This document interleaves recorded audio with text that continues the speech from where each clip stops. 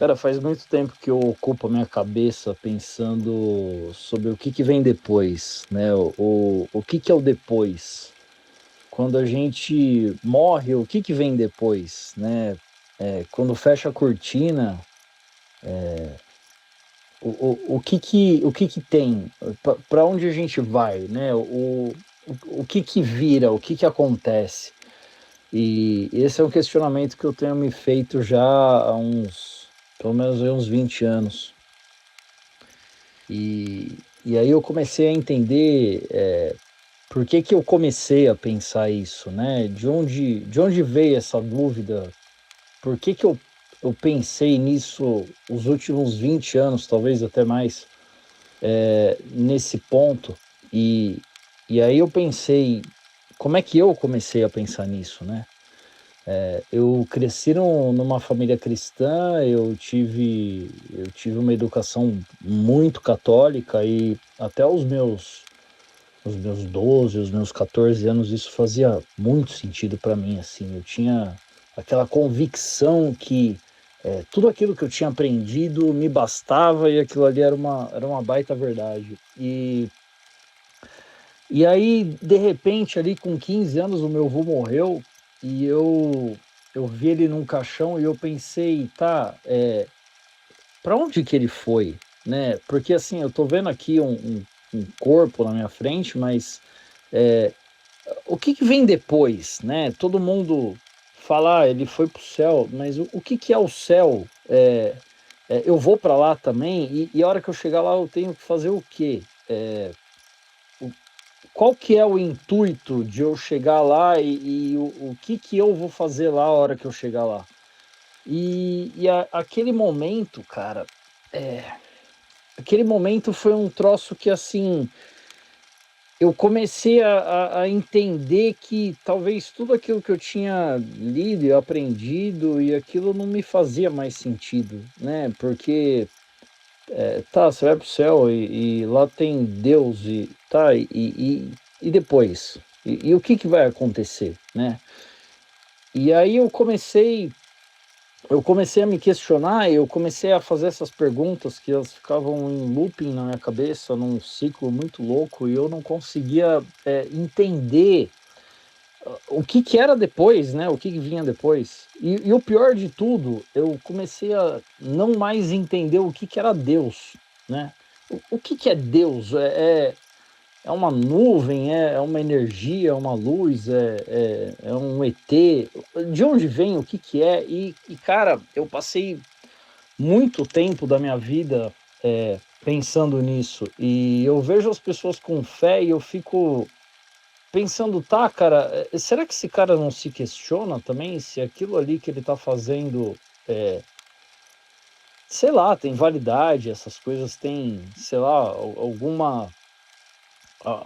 algum gancho, alguma âncora com as coisas que ele pensa e que ele de fato acredita, ou será se ele só está repetindo umas palavras assim aleatórias e não entendendo o que é aquilo ali. E aí eu comecei a tentar entender outros círculos e, pô, eu fui na galera da maçonaria, eu fui na galera do espiritismo, na galera da Umbanda, e nada daquilo ali respondia às minhas perguntas, e eu não ficava confortável com nada daquilo ali. E eu passei, cara, muito tempo tentando me deixar confortável, né? É confortável você pensar que a hora que acaba, pá, daquele estalo, acabou, desligou tudo. Tem um depois.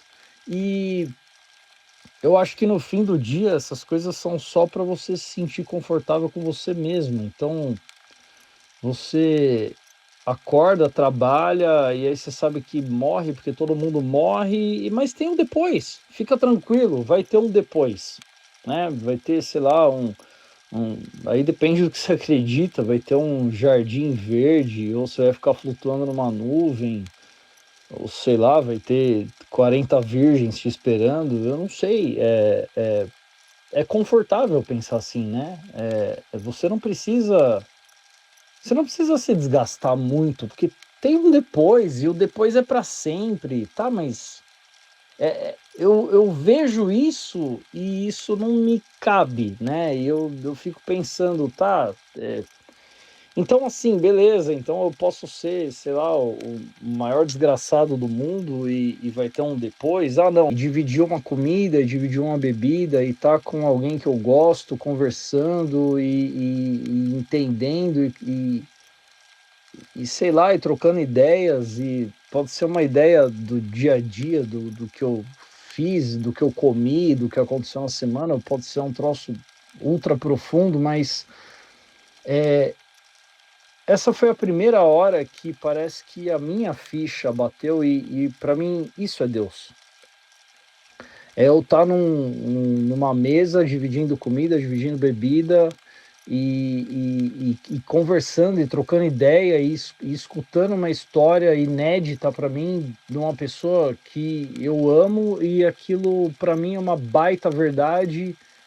E cara, naquele exato momento, aquilo, a existência faz sentido porque você tá conversando e partilhando ideias com uma pessoa e tá ouvindo ela, e muitas vezes ela tá expondo, cara, dramas e experiências e vivências, mas do universo dela, e você tá participando daquilo. E, cara, isso para mim é muito mais próximo do divino do que, sei lá, você tá dentro de um templo, olhando um sacerdote, ou sei lá, qualquer outra coisa, ou falando palavras aleatórias, ou lendo um livro gigantesco. Aquilo é o divino, né?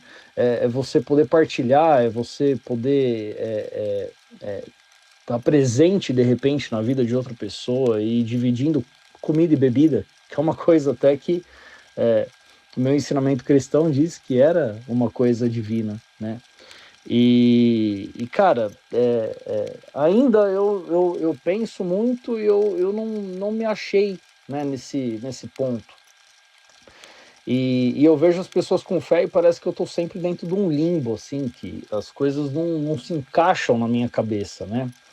E ao mesmo tempo que eu busco entender e tentar sacar, sei lá, o que vem depois, que é talvez a primeira pergunta que eu tenha feito, eu às vezes só aceito que não tem nada, né? Que, sei lá, de repente, a hora que a cortina fecha, ela fecha e não tem um depois, né?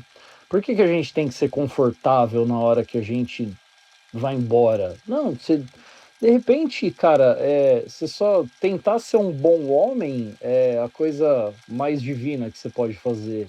E tentar ser um bom homem é só, de repente, não ser cuzão com outras pessoas e, de repente não tem nada depois, né? Não tem um depois, não tem um amanhã, não tem outra coisa. E, é isso, cara. Parece assim que quanto mais eu penso nisso, parece que mais distante eu fico de qualquer resposta, porque você olha em volta e parece que as coisas só não fazem sentido, né? E as pessoas não fazem sentido, as atitudes das pessoas não fazem sentido, e parece que você vive, sei lá, um manicômio. Mas a primeira pergunta persiste. Até hoje, eu acho que ela sempre vai persistir, né? O que vem depois? Eu não sei o que vem depois. Até agora, nada para mim fez sentido de tudo que eu ouvi. E eu me sinto assim, andando em círculos, e parece que quanto mais eu penso, eu reflito e eu entendo, parece que mais distante de uma resposta eu acabo ficando.